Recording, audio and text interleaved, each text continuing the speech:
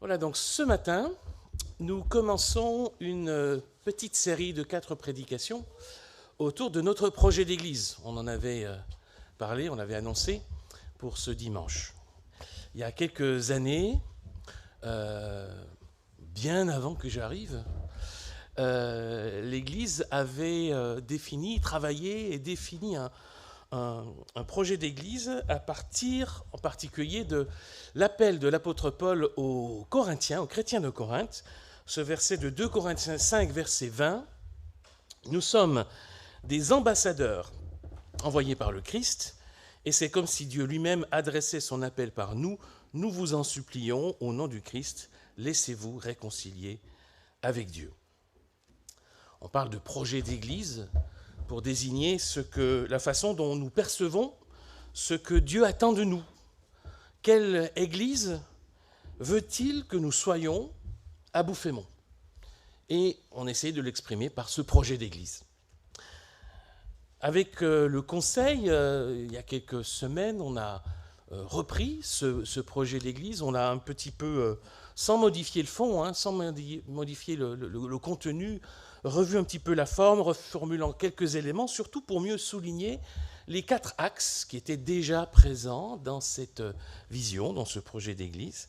Et pendant 4 semaines, 4 axes, 4 semaines, c'est logique, on va reparcourir ce projet d'Église, ces 4 axes du projet, chaque dimanche, évidemment, d'abord en nous mettant à l'écoute de la parole du Seigneur pour discerner comment nous pouvons aujourd'hui nous approprier, nous réapproprier, revivre peut-être plus profondément ce projet d'Église. Cette série de prédications, de 4 prédications, elle sera tout simplement intitulée « Comme des ambassadeurs », puisque c'est le cœur de cette vision, de ce projet. Nous sommes appelés à être comme des ambassadeurs du Christ, envoyés par le Christ. Et voici le premier axe. Le premier axe de notre projet d'Église, que je relis. Nous voulons nous centrer sur la personne du Christ. C'est lui qui définit notre identité de croyants. Comme une ambassade garde le contact et respecte les directives du pays qu'elle représente, nous voulons toujours rester en étroite communion avec Dieu. Voici le premier axe de ce projet sur lequel on va s'arrêter ce matin. Nous voulons nous centrer sur la personne du Christ. Voilà une formule. Ah oui, sinon on n'arrivera pas à voir le projet d'Église. Nous voulons nous centrer sur la personne du Christ. Ça, c'est une formule, alors avec des variantes, avoir sa vie centrée sur le Christ, se centrer sur la personne de Jésus, etc. Des formules qu'on utilise parfois. D'ailleurs, on l'utilise dans ce projet, mais dans d'autres cadres. On entend cette formule qui sans doute est vraie, mais dont peut-être on ne perçoit pas toujours bien la signification. Qu'est-ce que ça veut dire, nous centrer sur la personne du Christ?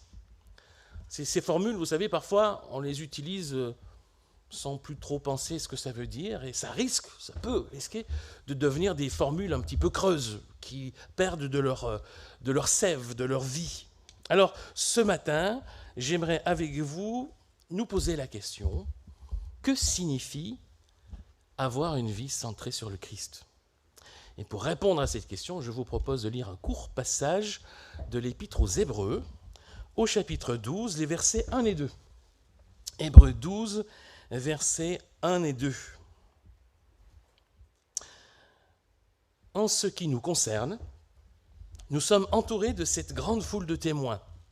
Débarrassons-nous donc de tout ce qui alourdit notre marche, en particulier du péché qui s'accroche si facilement à nous, et courons résolument la course qui nous est proposée.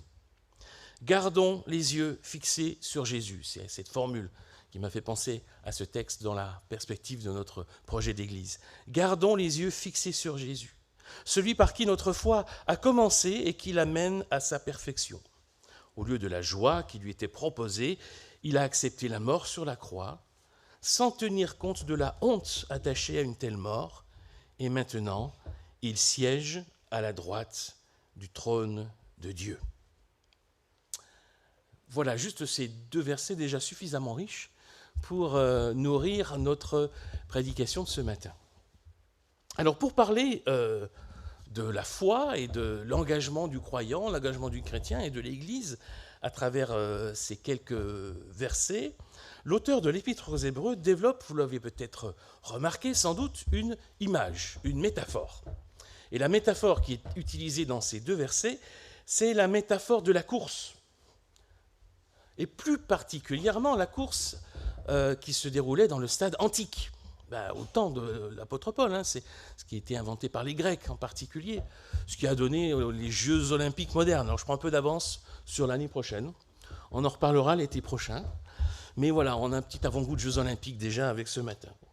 Parce qu'ici, l'apôtre Paul, et ce n'est pas le seul endroit, il prend cette image de la course. C'est pas l'apôtre Paul, pardon. L'auteur de l'Épître aux Hébreux, l'apôtre Paul l'utilise aussi. L'auteur de l'Épître aux Hébreux prend cette image de la course pour parler de notre foi.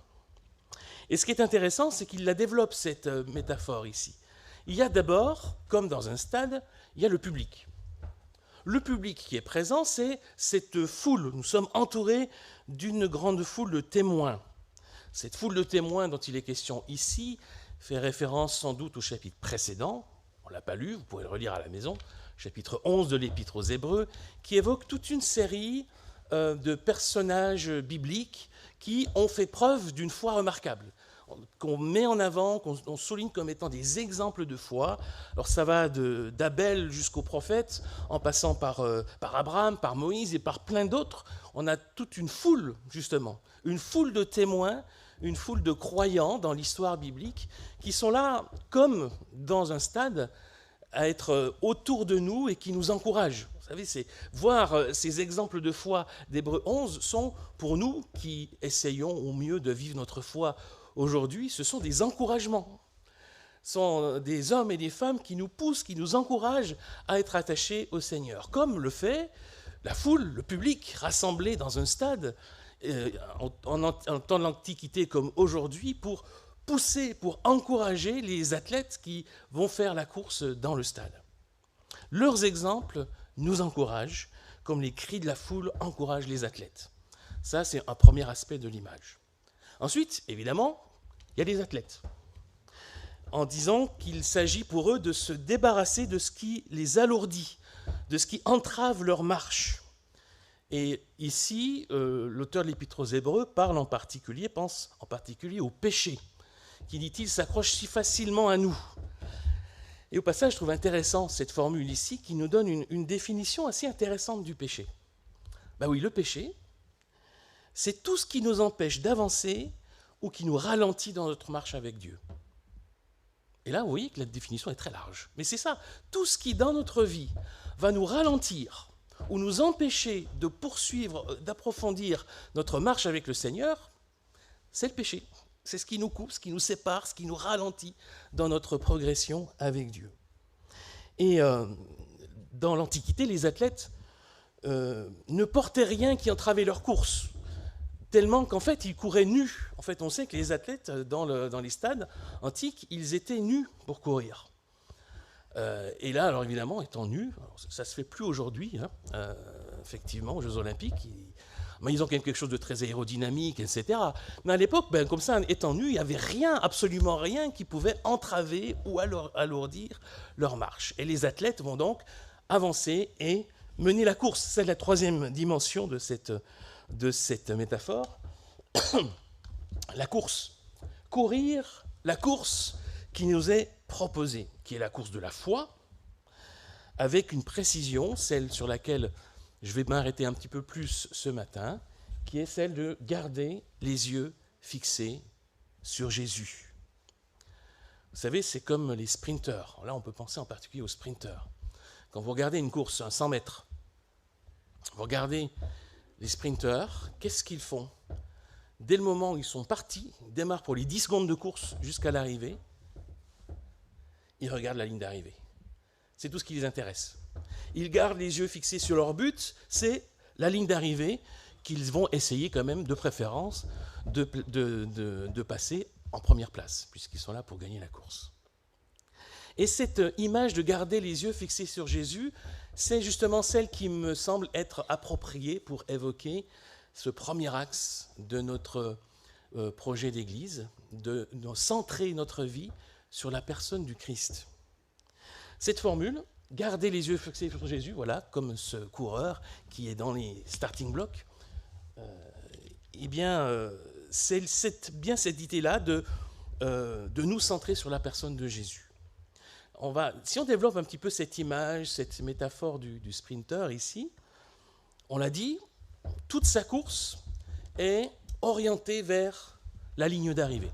Il ne veut que ça, arriver le premier à cette ligne d'arrivée. Tout ce qu'il regarde dans la course, la seule chose qui l'intéresse, c'est ça, c'est la ligne d'arrivée.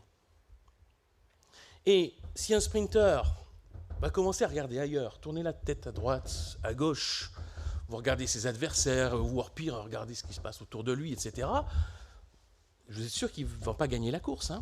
Parce que s'il ne se fixe pas sur son objectif, s'il regarde à gauche, à droite, il va se désunir, il ne sera plus en ligne, il va perdre de la vitesse, il risque peut-être même de tomber, de chuter dans sa course, il ne va pas y arriver. Il doit être focalisé sur cet objectif qui l'intéresse, la ligne d'arrivée. C'est marrant, c'est encore plus étonnant avec une course de haies. Je ne sais pas si vous regardez, vous avez sans doute déjà vu une course à 110 mètres haies ou un 100 mètres haies féminin. Si vous regardez juste, intéressant parfois, on a des replays, des ralentis de face. Et quand on regarde ce ralenti de face, on voit les coureurs de haies qui regardent devant eux. Et quand ils sautent les haies, la tête, elle ne bouge pas. Le corps monte, la tête, elle s'abaisse et la tête reste droite devant, fixée vers la ligne d'arrivée. C'est cette image-là, en quelque sorte, qu'on développe un peu plus loin que l'auteur de l'Épître aux Hébreux, mais qui nous dit quelque chose de cette optique que nous devons avoir, nous sommes appelés à avoir dans notre vie, c'est de garder les yeux fixés vers ce but-là. Le Christ, qui est le but de notre vie, et être entièrement orienté vers lui, vers cette ligne d'arrivée. Garder les yeux fixés sur Jésus ne veut pas dire pour autant qu'on ne voit plus rien d'autre. Les coureurs du 110 mètres haies, ils voient aussi les haies qui sont là pour pouvoir sauter par-dessus, pour pouvoir les franchir, pour arriver jusqu'au bout de la course. Ce qui ne les empêche pas de garder les yeux fixés vers la ligne d'arrivée. Ils ne vont pas regarder la haie qu'ils sont en train de sauter. Ils ne se laissent pas distraire, ils sont attentifs à ce qui se passe autour d'eux, mais leur but, c'est d'arriver au bout. Autrement dit, garder les yeux fixés sur Jésus pour nous, ça ne veut pas dire qu'on ne voit plus rien d'autre, mais ça veut dire qu'on a bien identifié dans notre vie quel est son but. Quel est le but de notre course ? Eh bien, le but de notre course, c'est de suivre le Christ, c'est de lui ressembler. C'est ça le but de notre vie. Si nous sommes disciples du Christ, le but de notre vie, c'est de suivre Jésus-Christ et de lui ressembler autant que possible. Il est, dans la course, la ligne d'arrivée vers laquelle on se dirige. Il est le modèle vers lequel tendre. Et rien dans notre vie ne doit nous détourner de ce but. Pourtant, il y a plein de choses qui peuvent nous arriver, plein de circonstances, plein de rencontres, plein de tout ce que vous voulez, qui peut nous détourner de ce but, nous faire oublier que le but de notre course, de notre vie ici-bas, c'est de suivre le Christ et de lui ressembler. Mais ce qui est intéressant, c'est que dans la métaphore, ça va encore un peu plus loin. Oui, garder les yeux fixés sur le but, sur le Christ, la ligne d'arrivée, le modèle à suivre, celui auquel on essaye de ressembler. Mais dans cette image, dans cette métaphore, dans le texte d'Hébreux 12, Jésus n'est pas seulement la ligne d'arrivée, il n'est pas seulement le modèle vers lequel tendre, il est aussi, et là je cite, « celui par qui notre foi a commencé et qui l'amène à sa perfection ». Il est aussi ça dans cette image. Autrement dit, il est aussi, Jésus, l'énergie qui nous anime. Il est aussi celui qui nous met en mouvement, qui met en mouvement nos jambes et nos bras pour avancer, pour être dans la course. Il est aussi celui qui stimule nos muscles, celui qui nous donne le souffle pour mener la course jusqu'à son bout, depuis les starting blocks jusqu'à la ligne d'arrivée. Il n'est pas seulement le but à atteindre, il est aussi celui qui nous permet d'atteindre ce but. Celui qui nous donne les forces nécessaires pour accomplir la course jusqu'au bout. Centrer notre vie sur Jésus, c'est donc à la fois le suivre comme modèle pour nous et nous laisser animer par son esprit qui est en nous. Voilà ce que veut dire centrer notre vie sur le Christ. Alors concrètement, qu'est-ce que ça veut dire? Parce que là, à partir de ce texte, on a dégagé le principe.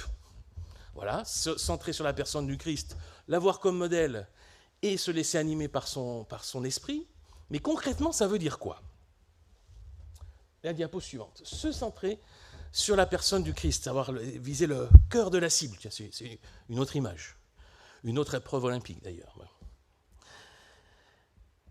Se centrer sur la personne du Christ, c'est toujours avoir Jésus comme modèle. Avoir Jésus comme modèle. Apprendre à le connaître. Ben oui, le modèle, il faut le connaître. Il faut le découvrir pour savoir à quoi on veut ressembler, à qui on veut ressembler. Il s'agit d'approfondir notre foi, notre connaissance du Christ, ce qu'il est, ce qu'il a fait, ce qu'il commande, ce qu'il attend de nous. Et là, franchement, je vais vous dire, franchement, je ne vois pas comment c'est possible sans ouvrir la Bible. C'est juste impossible. Comment pourrait-on apprendre, approfondir notre connaissance du Christ, ce qu'il est, ce qu'il a fait, ce qu'il attend de nous, si on n'ouvre pas la Bible? C'est juste absolument impossible. On n'y arrive pas. On ne va même pas prendre le départ de la course dans ces circonstances-là. Mais on a dit, se centrer sur la personne du Christ, c'est aussi se laisser remplir, se laisser animer par lui, par son esprit qui habite en nous.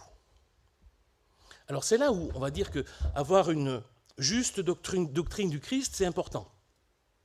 Bien comprendre ce que la Bible nous dit de lui, c'est important. Connaître ses enseignements, c'est important aussi, et surtout les mettre en pratique. Tout ça, c'est important. C'est avoir Jésus comme modèle. Mais ce qui compte avant tout, c'est de vivre une relation vivante avec lui par la foi. Parce qu'on peut avoir une connaissance théorique parfaite et rester bloqué dans les starting blocks. Et si on veut avoir une relation vivante avec lui par la foi, franchement, je ne vois vraiment pas comment c'est possible sans prier. C'est pas possible. Comment avoir... La façon d'être en relation avec le Christ aujourd'hui passe forcément, nécessairement, par la prière. Quelle que soit la forme de prière, il n'y en a pas une qui soit plus valable qu'une autre, mais c'est quand même l'autre incontournable absolu de la vie chrétienne, la lecture, la méditation de la Bible et la prière. Alors j'ai l'impression d'enfoncer un peu des portes ouvertes en disant ça, mais c'est des portes incontournables. En fait, on peut pas passer à côté. Ce qui me semble intéressant à souligner, c'est que ce double impératif, il est valable pour chacun de nous, personnellement, individuellement, et il est aussi valable pour la communauté que nous formons ensemble. C'est pour ça que ce projet d'église, on va le décliner toujours sous ce double aspect, parce qu'il y a quelque chose qui nous concerne chacun en tant que croyant, en tant que chrétien, en tant que disciple du Christ, quelque chose à s'approprier personnellement, mais il y a aussi quelque chose qui nous concerne, nous, ensemble, en tant qu'église, en tant que communauté. C'est aussi l'appel qui nous est adressé au groupe, à la communauté que nous formons en Christ. Donc ce double impératif de se centrer sur la personne du Christ en l'ayant comme modèle et en se laissant remplir, animer par lui, c'est valable pour chacun d'entre nous et c'est valable pour nous tous ensemble. Parce qu'on peut être animé de plein d'enthousiasme, de plein d'énergie, et oublier de garder les yeux fixés vers le but. Alors, on court, on s'agite, on fait plein de choses, mais on se disperse, et on oublie le but de notre foi, ou le but de notre vie d'église. Notre motivation première, en tant que croyant, c'est de suivre le Christ et de lui ressembler. Ça, c'est notre motivation première en tant que croyant. Pour chacun d'entre nous, il faut que ce soit ce qui nous motive dans notre vie. Lui ressembler. Et pas forcément être comblé de signes extérieurs de bénédiction. Pas forcément de vivre absolument des expériences spirituelles fortes. Pas de confondre la sanctification, qui est le fait de se rapprocher toujours plus de Dieu, avec juste le développement personnel, la recherche de bien-être, qui est plus au goût du jour. Non, ressembler au Christ. Je ne sais pas si vous vous souvenez dans le texte qu'on a lu tout à l'heure, le Christ, lui, a accepté de renoncer à la joie pour le sacrifice. Alors ça, c'est pas trop du bien-être personnel et du développement personnel, c'est autre chose. C'est ressembler à l'amour parfait de Dieu manifesté en Christ. C'est bien plus exigeant encore, mais c'est bien plus exaltant aussi. Suivre le Christ, lui ressembler avant tout. Et la motivation première en tant qu'Église, cette fois-ci, c'est de manifester et de refléter la personne du Christ, parce qu'il est, lui, le chef de l'Église. Il est, lui, la tête du corps qu'est l'Église. Notre motivation première en tant qu'Église, c'est de manifester et de refléter la personne du Christ. Pas simplement de fournir des services pour répondre à la demande de consommateurs de la foi. Pardon.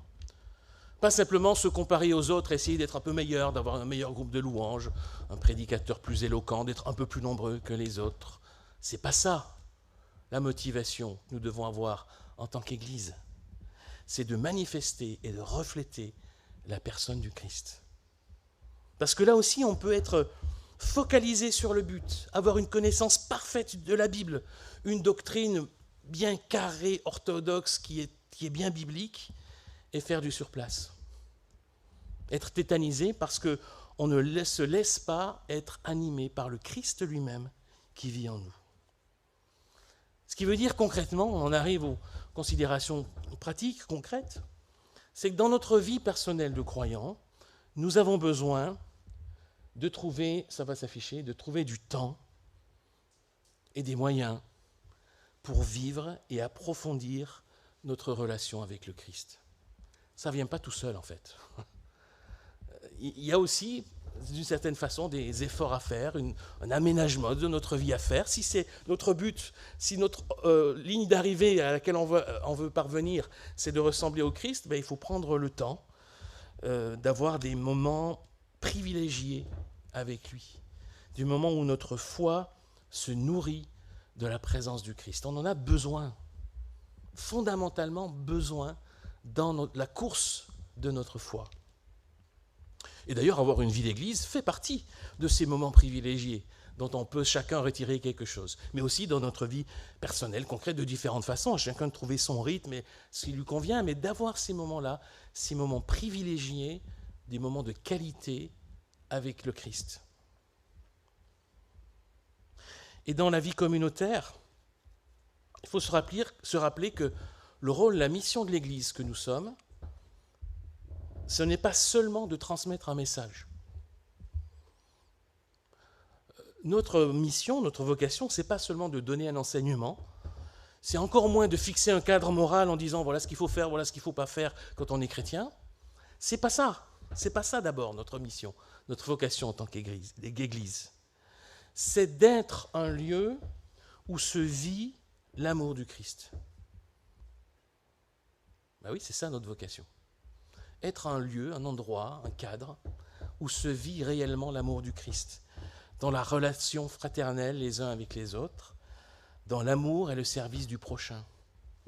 C'est à ça que nous sommes appelés, pour que, en tant qu'Église, ensemble, nous puissions, le plus possible, ressembler au Christ. C'est si l'amour du Christ est réel et vivant en notre sein, dans nos relations les uns avec les autres, dans notre rapport à notre prochain, que le Christ, alors, va pouvoir réellement se manifester.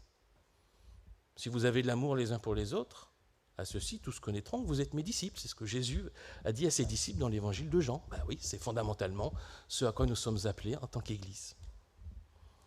Alors voilà, ces quelques éléments pour nous faire réfléchir à ce premier axe de notre projet d'Église, qui nous rappelle qu'avoir une vie centrée sur la personne de Jésus, c'est garder toujours le regard fixé sur lui et le cœur rempli de sa présence. Garder le regard fixé sur lui, ça veut dire qu'il faut le considérer comme notre maître, notre modèle vers lequel tendre, le but ultime de notre existence, lui ressembler. Et avoir le cœur rempli de sa présence implique, personnellement et communautairement, de cultiver une relation personnelle, intime, avec lui par son esprit.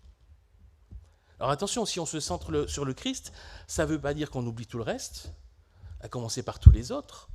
Et au contraire, si on arrive à se centrer sur le Christ, c'est qu'on arrive aussi à se décentrer de soi-même. Et en se centrant sur le Christ, en se décentrant de soi-même, on s'ouvre sur les autres. Comme l'a fait le Christ. Si vous lisez la vie du Christ dans les évangiles, il ne s'est pas enfermé dans une tour d'ivoire. Il est allé à la rencontre, en particulier de tous ceux que les gens avaient tendance à rejeter et à laisser de côté. Donc Jésus n'a pas du tout oublié les autres, au contraire, il était celui qui accueillait et s'approchait de toutes et de tous. C'est un appel, cet appel-là, que chacun reçoit du Christ. Chacun personnellement, chacun individuellement, nous devons voir comment le vivre et l'appliquer dans notre vie. Mais c'est aussi une vocation de l'Église, de la communauté que nous formons, pour que nous puissions, dans ce que nous vivons, dans ce que nous proposons, accomplir ensemble cet appel. On apprend mieux ensemble à ressembler au Christ et on approfondit mieux ensemble notre communion avec lui. Gardons, chacun dans notre vie et tous ensemble, les yeux fixés sur Jésus, le Christ, notre modèle, et celui qui anime notre vie pour sa gloire. Amen.